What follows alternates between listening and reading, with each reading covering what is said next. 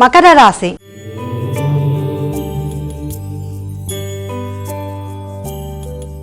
అమ్మ, మకర రాశి వారికి ఈరోజు ఏ విధంగా ఉండబోతోంది? మకర రాశి వారి విషయాన్ని కనుక తీసుకున్నట్లయితే ముఖ్యంగా ఈ మకర రాశి వారికి ఆశించిన పనులలో అంటే సాంఘిక సంబంధాల్లో అనుకూలతలు, వ్యాపార వ్యవహారాల్లో దృష్టి సారించడం, సాంఘిక సంబంధాల విషయంతో పాటుగా భాగస్వామ్య వ్యవహారాలు మొదలైన వాటి కొరకు కూడా దృష్టి కేటాయిస్తారు.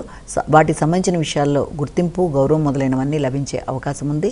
మంచి వ్యక్తుల సహకారంతో ముందుకు వెళ్ళడానికి కృషి చేస్తారు. అయినప్పటికీ వ్యాపారపరమైన విషయాలలో ముఖ్యంగా, అలాగే వృత్తిపరమైన విషయాల్లో ముఖ్యంగా వ్యక్తులతో విభిన్న ఆలోచనలతో కావచ్చు, లేకపోతే మీ ఆలోచనలు సమన్వయం పడకపోవడం బట్టి కూడా వ్యక్తులతో ఘర్షణాత్మకమైన ఆలోచనలు వచ్చే అవకాశం ఉంటుంది. కాబట్టి కొన్నిసార్లు వీలైనంత వరకు విమర్శలకి అవకాశం లేకుండా వ్యాపార వ్యవహారాల్లో కావచ్చు, వృత్తిపరమైన విషయాల్లో కావచ్చు వ్యక్తుల సహకారాన్ని సద్వినియోగపరుచుకుంటూ ఘర్షణలకు అనుకూలతలు లేకుండా వాటన్నిటికీ ఘర్షణలకు తావివ్వకుండా ముందుకు వెళ్ళినట్లయితే మరిన్ని మంచి ఫలితాలు ఏర్పడే అవకాశం ఉందని మనం ఇక్కడ గమనించుకోవాలి. కుంభరాశి.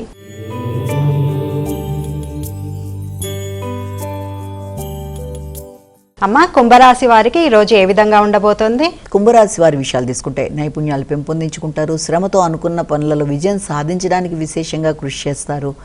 బంధువర్గం యొక్క సహకారాన్ని కోరుకుంటారు. వ్యక్తిగత ఆరోగ్య విషయంలో కూడా శ్రద్ధ తీసుకుంటారు.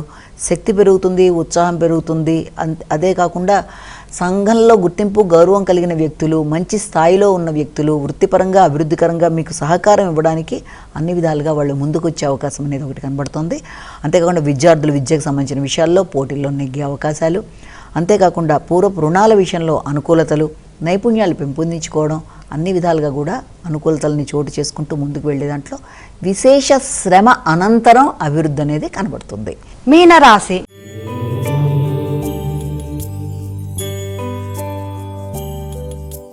అమ్మ, మీనరాశి వారికి ఈరోజు ఏ విధంగా ఉండబోతోంది? మీనరాశి వారికి మానసిక ప్రశాంతతను పెంపొందించుకోవడానికి విశేషంగా కృషి చేస్తారు.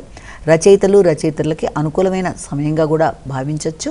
అయితే అదే విధానంలో ముఖ్యంగా మీరు మీ యొక్క రచనలకు గుర్తింపు, గౌరవం కావచ్చు, సంఘంలో పలుకుబడి కావచ్చు మొదలైన వాటి కొరకు ఆలోచనలు చేసినప్పటికీ మానసిక ఆరోగ్య విషయంలో కూడా తగిన శ్రద్ధ తీసుకోవాలి. ప్రశాంతత అనేది కొంతవరకు తగ్గే అవకాశం అనేది కనబడుతుంది. ముఖ్యంగా సంతానవర్గ రీత్యా, భాగస్వామ్య వ్యవహారాల రీత్యా, ముఖ్యంగా వ్యాపార వ్యవహారాల రీత్యా, కొంత కమ్యూనికేషన్ రీత్యా ఇబ్బందులు ఎదుర్కొనే అవకాశం ఉన్న రీత్యా దాన్ని అధిగమించే ప్రయత్నాలు చేయాలి. ఇమ్యూనిటీ పవర్ని పెంపొందించుకునేట్టుగా ప్రయత్నాలు లాంటివి చేయాలి. వృత్తిలో మీ యొక్క అభివృద్ధి కొరకు తీసుకునే నిర్ణయాలలో కూడా తగిన విధంగా ఆలోచనలు చేస్తూ ముందుకు పెడితే మంచి ఫలితాలు ఏర్పడే అవకాశం ఉందని మనం ఇక్కడ భావన చేయొచ్చు.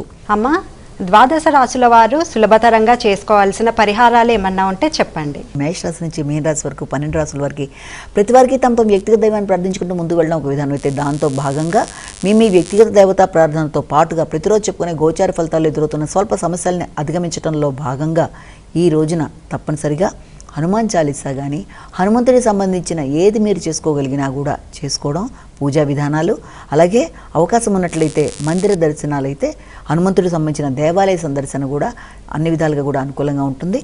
ఒకవేళ మందిరాలు దర్శించడం సమయం మీకు అనుకూలత తక్కువగా ఉన్నట్లయితే తప్పనిసరిగా మీ వ్యక్తిగత దేవతా ప్రార్థనతో పాటుగా వీలైతే శ్రీరామ జయ రామ జయ జయ రామరామ అనే శ్లోకాన్ని పఠించటం వల్ల కూడా మీకు ఎదురవుతున్న సమస్యల్ని అధిగమించే అవకాశాలు, స్వల్ప సమస్యల్ని అధిగమిస్తూ అననుకూలమైన పరిస్థితుల్ని అనుకూలంగా మార్చుకుంటూ అభివృద్ధి పదంలోకి వెళ్ళడానికి, ప్రశాంతత ఏర్పడడానికి, ధైర్యం పెరగడానికి అన్ని విధాలుగా కూడా ఈ రోజున హనుమంతుని ఆరాధన కూడా చేసుకుంటూ ముందుకు పెడితే మంచి ఫలితాలు ఏర్పడతాయని మనం ఇక్కడ భావన చేయొచ్చు. నమస్కారం.